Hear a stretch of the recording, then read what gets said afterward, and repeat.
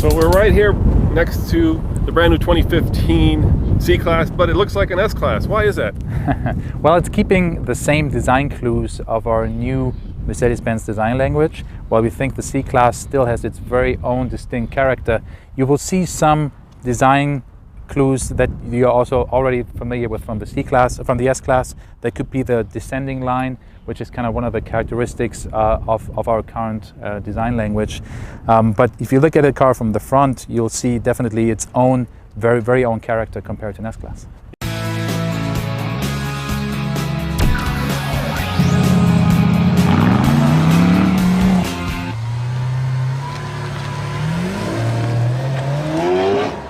Yeah, I love these headlights that you put on it. I love the LEDs, and I love this eyebrow right there. But that's still a little bit different than some of the other cars. Is there one central kind of headlight theme that Mercedes is going for, or are you doing different ones for different models? I think you'll see some differences amongst the different car lines with just common patterns. And the eyebrow that you highlighted here, our daytime running light is actually that. Our designers call it the torch design. So that's a very distinct characteristic sign. When you see Mercedes on the street, they're all going to have this.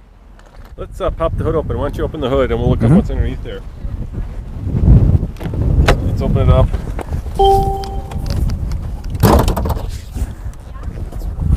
Look how good I am at that. Now this is the 3-liter twin turbo. Tell me about the engine. So this is our brand new 3-liter bi-turbo V6 engine in the C400 4MATIC, 329 horsepower and even more amazing 354 pound-foot of torque.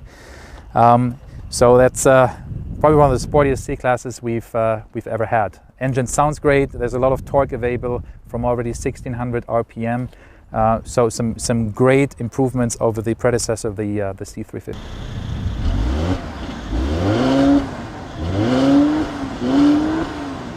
It's a 7-speed automatic transmission, our 7G Tronic. So both the C300 and the C400 will be mated to that automatic transmission standard.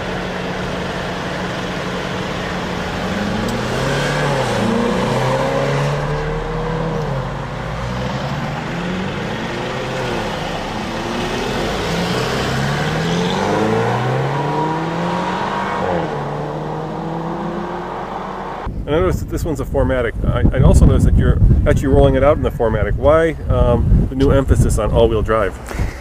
We think that with a certain power level that the C400 has, also that's true for other models, 4MATIC really is the way to go.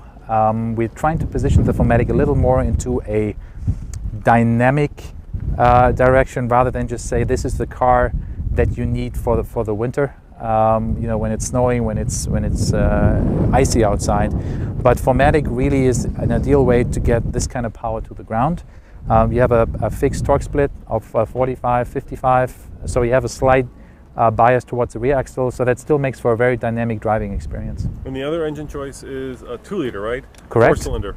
Also turbocharged. Also turbo. turbocharged. That's one turbo. The C300, a brand new 2-liter 4-cylinder direct injection, 241 horsepower and 273 pound-foot of torque. And that's a very smooth engine as well. I mean, I've driven both, and it seems like this is obviously the more powerful one, and that's a little bit more smooth, and this is a little bit more rough and ready and fast. Yeah. Well, I mean, in general, we've put a lot of emphasis on making the car quiet.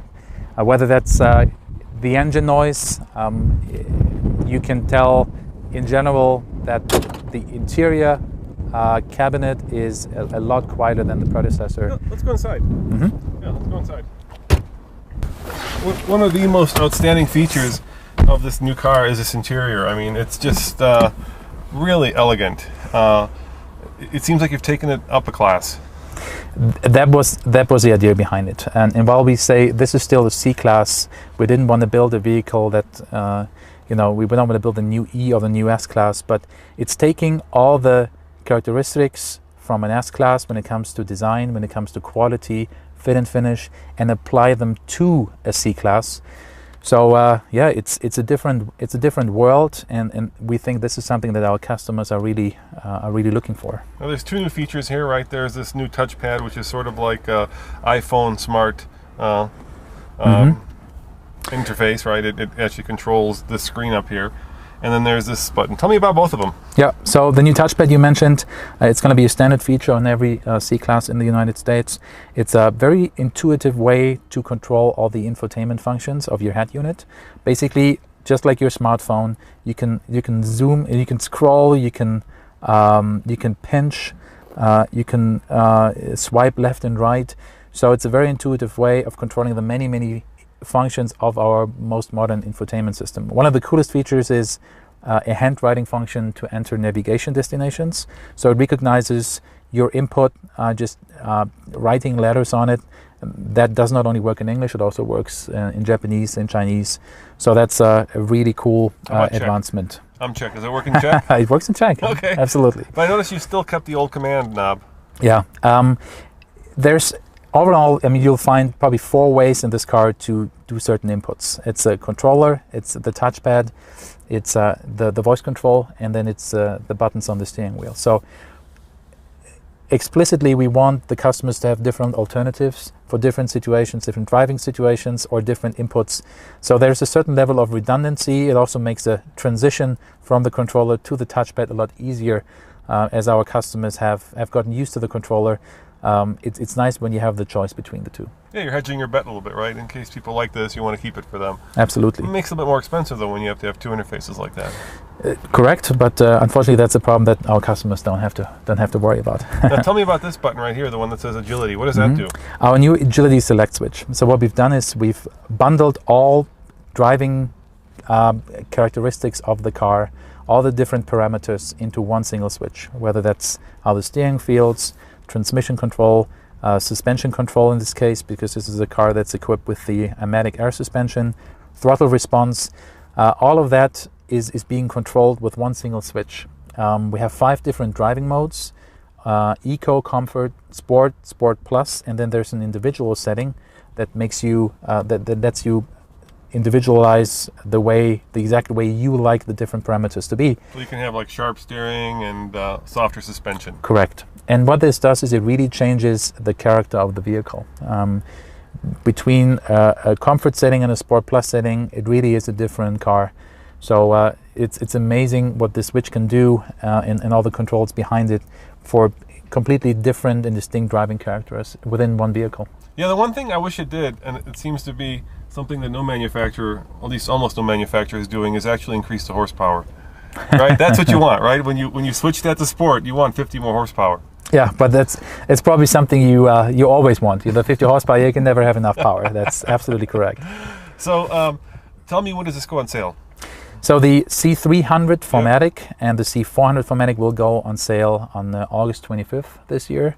And then we'll launch the 2-wheel drive version of the C300 in the first quarter of next year. And then there's a bunch of other engine variants that we're working on. A plug-in hybrid we've already announced in Detroit.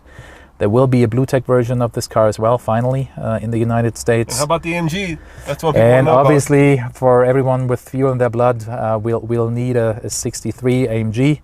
That'll come as well with the a new V8 that we are just in the process of communicating. So we will keep the V8 engine in the C-Class. One of the things I noticed immediately is that this is a bigger car, a lot more room in here. Correct. Now the exterior dimension grows just about 4 inches all in all, and most of that additional length actually gives credit to the rear passenger. So the rear seat legroom improves by almost 2 inches.